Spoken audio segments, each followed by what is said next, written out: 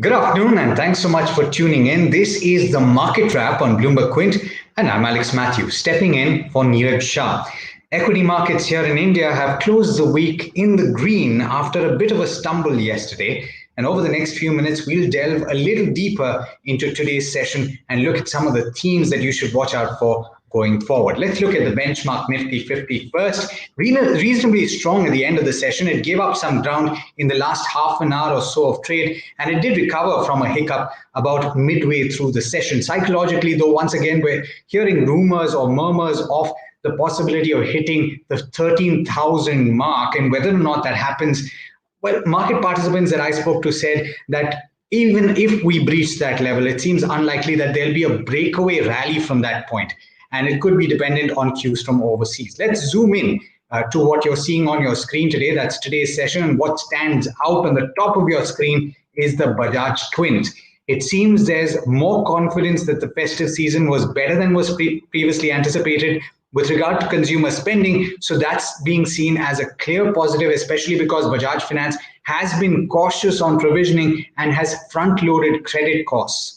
So there could be an outperformance going forward, is the thinking. There was also a note that I read a couple of days back from Bank of America that set the target for Bajaj Finance at over 5,000. So definitely a stock that you should be watching going forward. Similar theme playing out with the other big gainer that you'll see on the top of your screen, that is Titan Company. You're reacting positively to commentary on strong festive season demand and sales. Now, both Titan and Kotak Bank, which ended with gains of over 3.5%, have hit their 52-week highs today. Now, among the others, Bharti Airtel clearly building on the momentum that has gathered after being beaten down to below 400. On the losing side, there's not really too much to speak of in today's session, at least. The big one at the bottom of the screen was Reliance Industries, and it's clearly some profit taking that is happening. The stock is now trading below its 20, 50, and 100-day simple moving averages. Not much else to speak of. There's IndusInd Bank that's down about 1% today, but you must remember that this is a stock that has gained absolutely phenomenally over the last month or so. So there is some profit taking happening. Now, let's zoom out a little bit and talk about the performance of the benchmarks over the past week, because it's been quite a significant week for the benchmarks. Once again, you'll see names like Bajaj Finserv, you'll see names like Mahindra and Mahindra, you'll see Tata Motors, you'll see Tata Steel on the top of the list. What does that tell you? Perhaps with the developments made on the vaccine front, there's a thought that economic activity will pick up faster than was previously thought, and the markets are perhaps running ahead of that fact.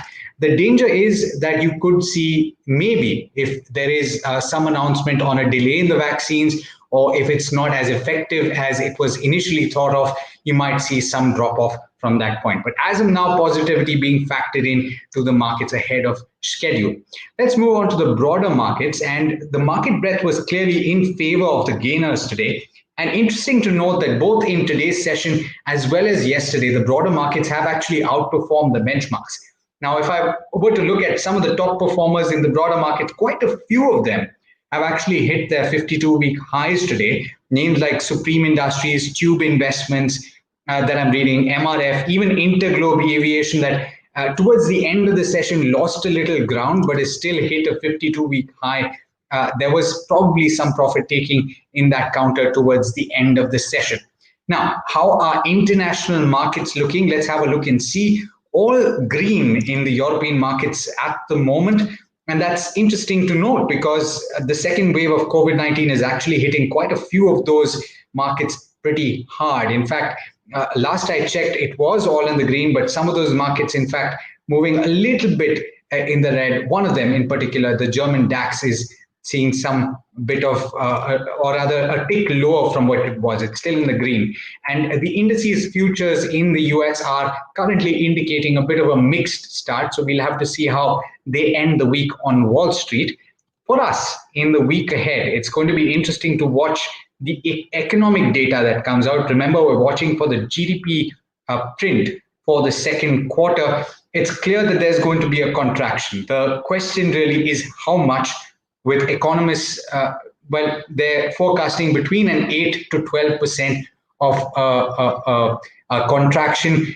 Well, you see the consensus estimates on the screen right there.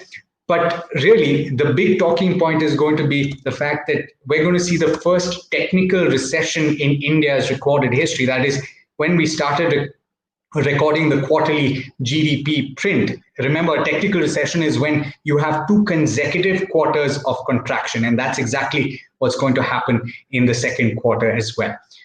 Well, that's more or less a wrap on this leg of Market Wrap, in fact, for the week. Thanks so much for joining me. There's a lot more that you'll find on the website, BloombergQuint.com, so don't forget to check it out both today and, of course, over the weekend. Have a lovely weekend, guys.